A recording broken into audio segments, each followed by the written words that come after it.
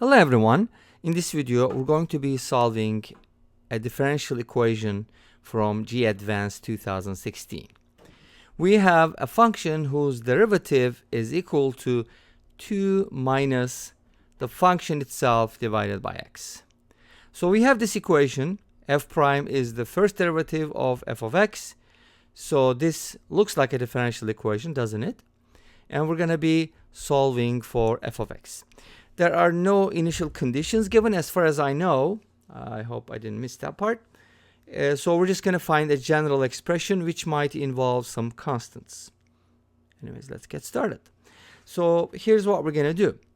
Do you see a solution immediately? Can you guess this function which is equal to this, right? Which satisfies this equation?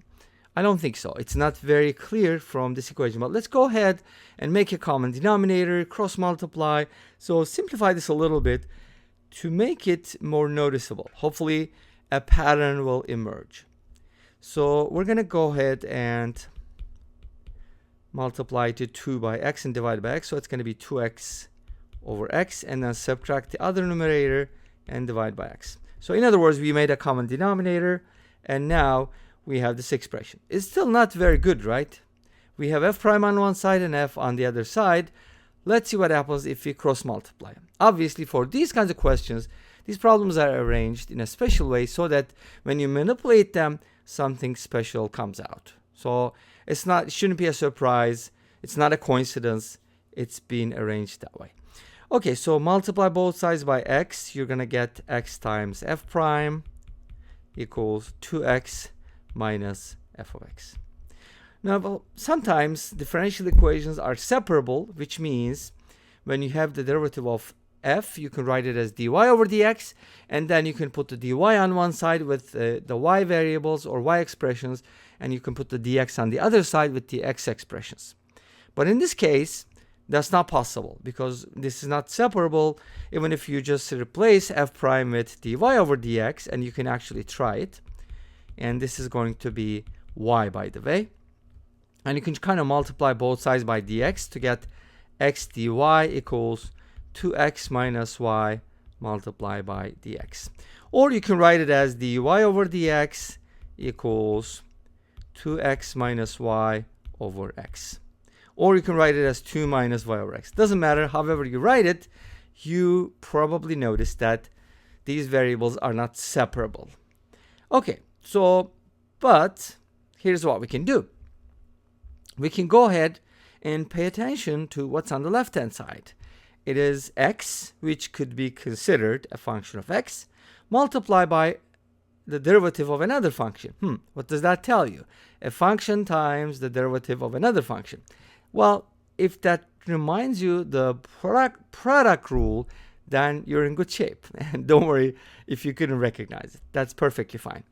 But the presence of f of x on the other side also, of course, makes a difference. So let's go ahead and take it from here. X times f prime. And I want to come back to this and see if there's an alternative later on. So let me go ahead and save it in a box. So xf prime is equal to 2x minus f of x. So here's what I'd like to do. Put the f of x on the left. So kind of write it as x f prime plus f equals 2x. Great. Do you see what I'm talking about? I hope you do. But if you didn't, this is what it is. We have the derivative of f times x, and then we have the f of x itself times 1. So what does that times 1 mean? That's significant. That times 1 basically means that it's the derivative of x. Okay, so in other words, if f of x or if g of x is x, then you have the following. This is g prime. So you have g of x, or I should probably write the f prime first. You have f prime of x times g of x plus g prime of x times f of x. Now, does that ring a bell? It should. Come on. If you've done a little calculus, you should recognize this. This is the derivative of the product of two functions. In other words, the product rule. Yes. So this is basically the same thing as the derivative of f times g, which is known as the product rule. And if I write it without the x's, it's gonna look a little better like f times g. If you differentiate f times g, you get f prime g plus g prime f. This is called the product rule. There's a quotient rule, you know, just like f over g. Then you can write it as f prime g minus g prime f divided by g squared. And you can prove the quotient rule using the product rule. Anyways, that's another story. Let's not get into the details, but let's go ahead and focus on this. This is a beautiful expression. You know why? Because now you kind of separated your variables, and you have the derivative of something equals something. That's beautiful. Now you can basically integrate both sides. The derivative of what equals 2x? There are infinitely many answers, but in general we can write it as the derivative of which function is 2x? The answer is x squared plus a constant. But what is g of x? Where does that come from? Well, we just made it up. G of x is x. So we can go ahead and replace it with x. And the reason why I call that g is because I want to show you, hey, this is the product rule. It's exactly what it is, okay? So now replace g of x with x. You're going to get x times f of x equals x squared plus c. Again, c is a constant. And now, since we're trying to solve for f of x, it makes sense to divide both sides by x, doesn't it? So we can go ahead and do that. That should give us x plus c over x. Isn't that awesome? You can change the constant if x, can c be 0? Absolutely. If c is 0, then f of x would be x. If c is 1, then you're going to get f of x equals x plus 1 over x. So there are infinitely many solutions because c is arbitrary constant, right? Great. So is this going to satisfy the equation? Absolutely. I mean, you can test it out. Differentiate this function. When you differentiate x plus c over x, you're going to get 1 minus c over x squared. And then on the right hand side, you're supposed to have 2 minus f of x over x. F of x over x is going to be 1 plus c over x squared.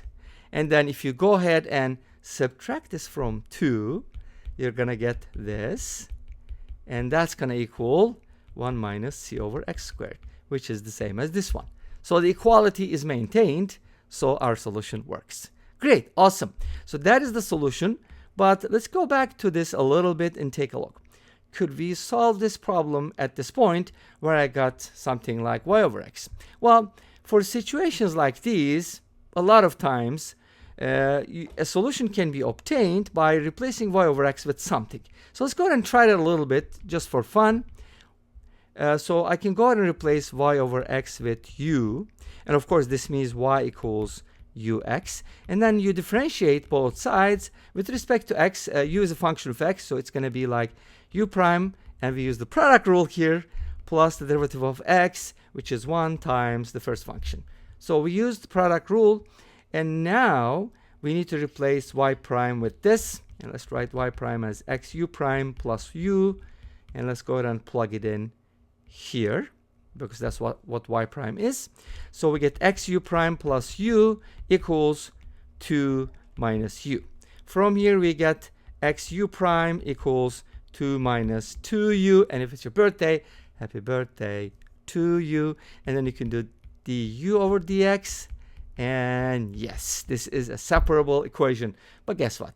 Solving this will take a little while, but you can do it. So here's how it goes.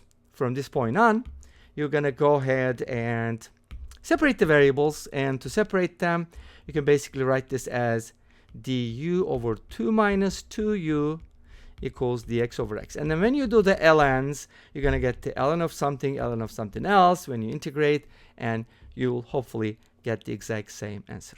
And this brings us to the end of this video. Thank you for watching.